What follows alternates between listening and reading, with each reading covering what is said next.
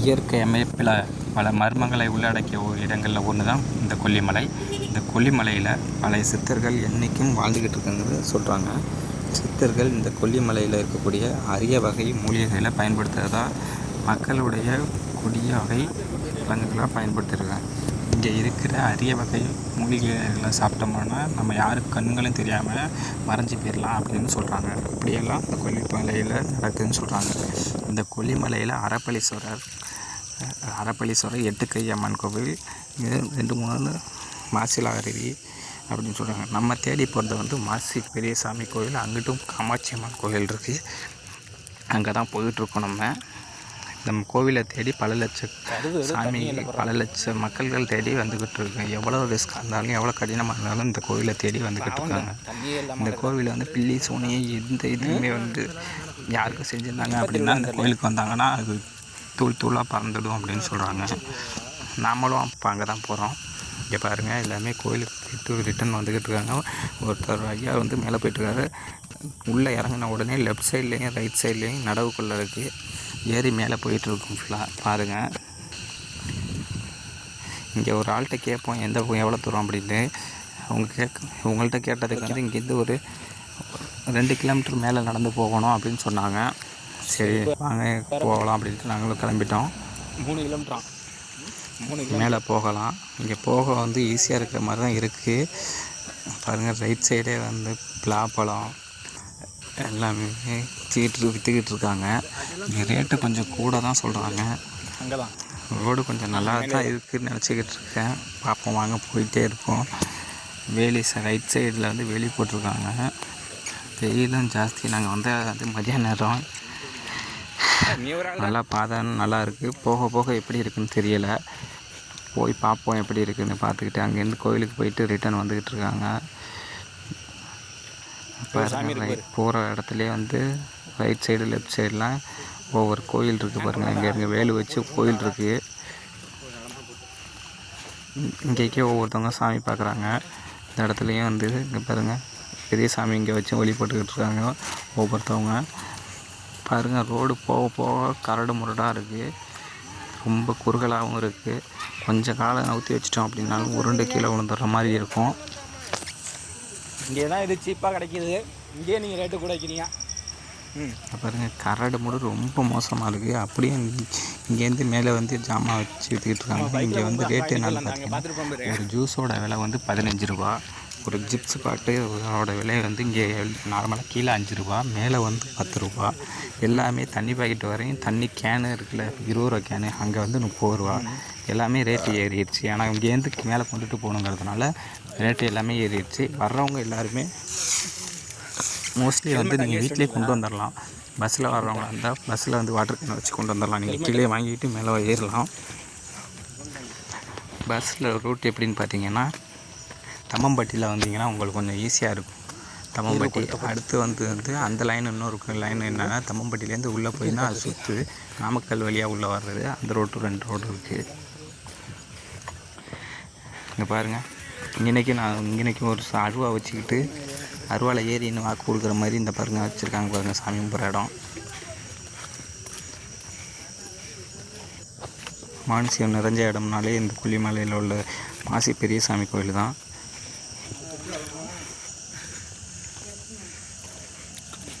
போயிட்டோம்.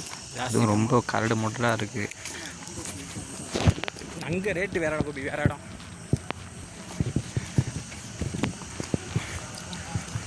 நாங்களே ஒரு ஜூஸ் வாங்கணும், அது தெரியாமல் வாங்கிட்டோம். பாருங்க, எல்லாமே கருவாட்டிலேருந்து என்ன விதமான வீட்டு பொருட்கள் வேணுமோ அத்தனையும் விற்கிறாங்க. கீழே மேலே அந்த மாதிரி விற்க மாட்டாங்க. பாருங்கள், எவ்வளோ குண்டும் குழியும் பாறையுமா இருக்குது பாருங்கள். இங்கேருந்து நாங்கள் போகும்போது வந்து 4 கிடா வந்து வெட்டி இறக்கிட்டாங்க. கீழே வந்து தான் சமைக்க முடியும். ஏன்னா மேலே வந்து தண்ணி வசதி கிடையாதுங்கிறதுனால மேலே சமைக்க முடியாது. அதே கோழிங்கிறதுனால கொண்டுட்டு போயிடுவாங்க. அவங்களே அங்கே சமைச்சு சாப்பிட்டு வந்துடுறாங்க. கிடாங்கிறதுனால கீழே வச்சு தான் கொஞ்சம் உரித்து ரெடி பண்ணி இது பண்ணணும். இது என்னத்துக்கு வேண்டி அடுக்கிறது பாருங்கள், இங்கே எல்லா இடத்துலையும் வந்து குண்டாக இருக்குது பாருங்கள் கல். புரியல. இந்த கல் நிறைய கல் அடித்து வச்சுருக்காங்க. இந்த கல்லையெல்லாம் பார்க்கும்போது எனக்கு சின்ன வயசில் வந்து 7 கல் விளையாட்டுருக்குல்ல, அதுதான் எனக்கு ஞாபகம் வருது.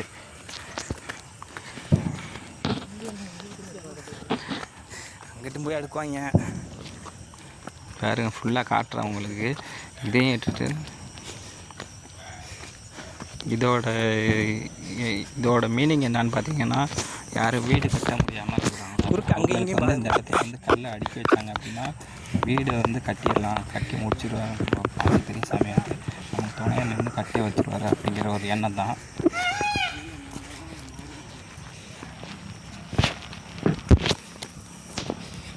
ஒவ்வொரு திணறுது, ரொம்ப ரிஸ்க்காக இருக்குது. ஆனால் போயிட்டே பேசுவோம். பாருங்கள், எல்லாம் பாறை தான். கீழே கூட ஏதோ நினச்சேன், மேலே போக போக ரொம்ப மோசமாக இருக்குது. கொஞ்சம் தடுமாறினா கூட கீழே உருட்டு உந்துடுற மாதிரி இருக்க மாட்டிருக்கு. சிவராத்திரிக்கெல்லாம் இங்கே வருவாங்களான்னு தெரியல. நாங்களும் மோஸ்ட்லி இன்னும் கொஞ்சம் தூரம் வந்துட்டோன்னு, முக்கால்வாசி போயிட்டோன்னு நினைக்கிறேன். பாருங்கள், மேலே போக போக எப்படி இருக்குது பாருங்கள் பாறைகளாம்.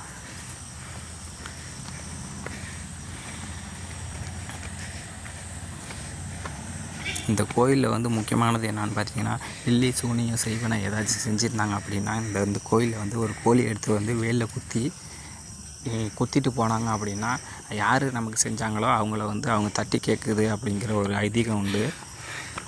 இந்த கோயிலுக்கு வந்துட்டு போனாலும் யாரும் செஞ்சுருந்தாங்க அப்படின்னா, இது வந்து எடுபட்டு தட்டுகள் மாறி போயிடும். இது வந்து இவங்களுக்கும் பாருங்கள், காட்டுற பாருங்கள் எவ்வளோ தூரம் இருக்குது பாருங்கள். பேக் சைடு இறக்கத்தை காட்டுறேன் பாருங்கள். 2 இடத்துல அடுக்கியிருப்பாங்க கல். இது மேலே 2வது இடம். காசி வந்துட்டோம். இதுலேருந்து மேலே பார்த்தீங்கன்னாலே தெரியும், பாறை தான். நடக்க நடக்க ஒரு பக்கமாக போகிற மாதிரியே இருக்குது. கொட்டாய் இந்த சைட்லேயே ரைட் சைடு போனீங்கன்னா காமாட்சி அம்மன் கோயில் இருக்குது. எவ்வளோ சூப்பராக இருக்குது பாருங்கள். அழகு கொல்லிமலையில் அழகும் நிறைஞ்சிருக்கு, அதே மாதிரி ஆபத்தும் அதில் நிறைஞ்சிருக்கு.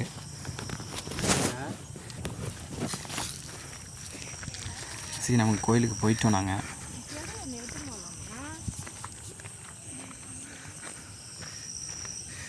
நம்ம வெயிலே வியாபாரம் பண்ணுறீங்க, கொஞ்சம் நேரம் உட்காந்துட்டு போகலாம் அப்படின்ட்டு தான். போகலாம். இங்கே பாருங்க, இந்த வந்தாச்சு நம்ம கோயிலில். பாருங்க, நம்ம போகிறதுக்கு எதிர்த்தாப்புலேயே நம்ம கோயிலில் வந்து கட்டியிருக்காங்க பாருங்கள். ஒரு கல் முட்டை வச்சு கட்டியிருக்காங்க. அதேமாதிரி பத்தி சூடம் கல்புரம் எல்லாம் வச்சு ரோட்டில் விற்கிறாங்க. பாருங்கள், அங்கே சின்னதாக கட்டியிருந்தாங்க. இங்கே வந்து ஒரு முட்டாவே நிறையா வச்சு கல்லில் வச்சு கட்டியிருக்காங்க. நாங்களே இதில் ஒரு கல் எடுத்து வச்சுட்டு போகலாம் அப்படின்ட்டு வச்சிட்ருக்கோம். இங்கேயே சமைப்பாங்க நினைக்கிறேன். கோபியே வேறு இங்கேயே சமைக்கிறாங்க, வச்சிடலாம் அப்படின்ட்டு வச்சுக்கிட்டுருக்கோம். இங்கே தான் மாசி பெரியண்ண சாமி இருக்கிறாரு. இங்கே வாங்க உள்ளே போகலாம். இங்கே பாருங்கள், அந்த இடம்தான் அந்த சாமி இருக்குது, மாசி பெரிய சாமி இருக்குது. மற்ற கோயிலில் மாதிரி இந்த கோயிலையும் விளக்கேற்றி சாமி கும்பிடலாம். அதேமாதிரி கயிறு கட்டை வந்து 10 ரூபா தான், கையில் கயிறு கட்டிக்கலாம்.